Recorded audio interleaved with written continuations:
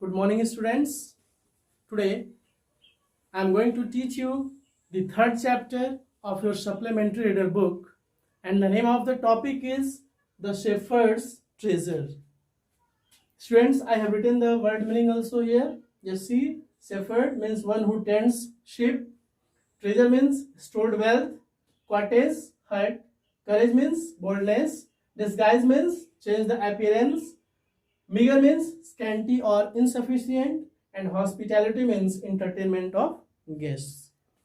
Students, this is the story of a very poor child, very poor shepherd who lived in a village of Iran. He was very poor. He did not have his own hut. He was uneducated and illiterate. He had never gone to school. He had never learned to read and write because there were very few schools in those days. Though the shepherd was uneducated, he was illiterate, but he was very wise. He was very wise.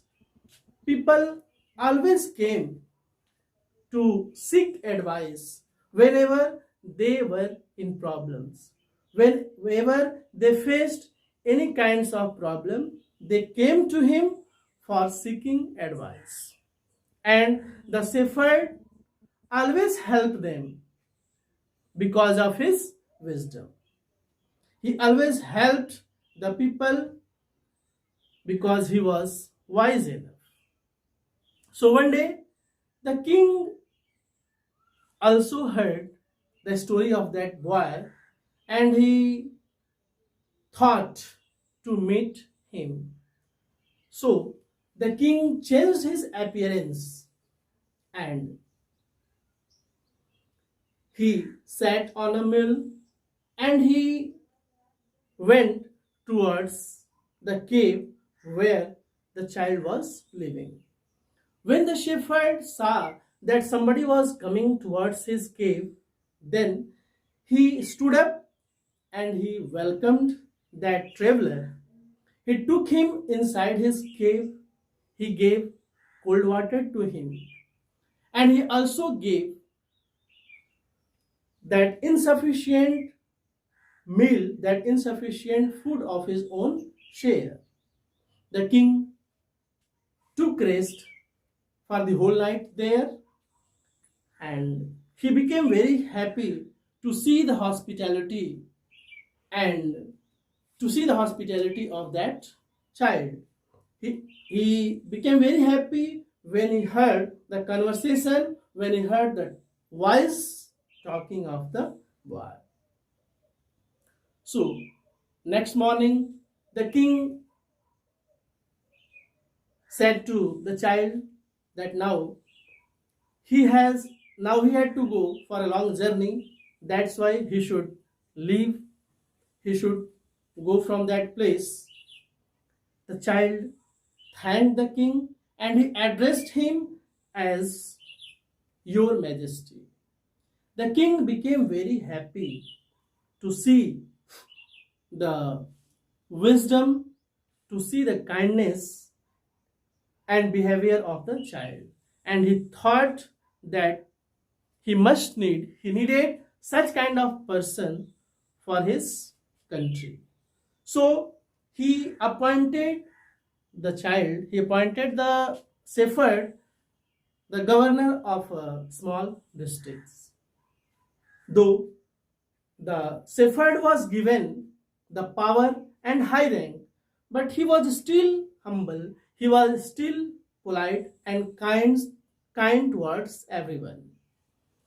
So soon he became very famous throughout the whole country. His fame spread throughout the whole country. The result was that the other governors grew jealous of him and they started talking against him to the king. They said that the new governor always carry an iron chest. He always carry a large and strong box with him, and he collected, he kept for himself the part of money that he collected as tax from the people. He kept money in that iron chest which he collected as tax from people. The king did not pay attention, but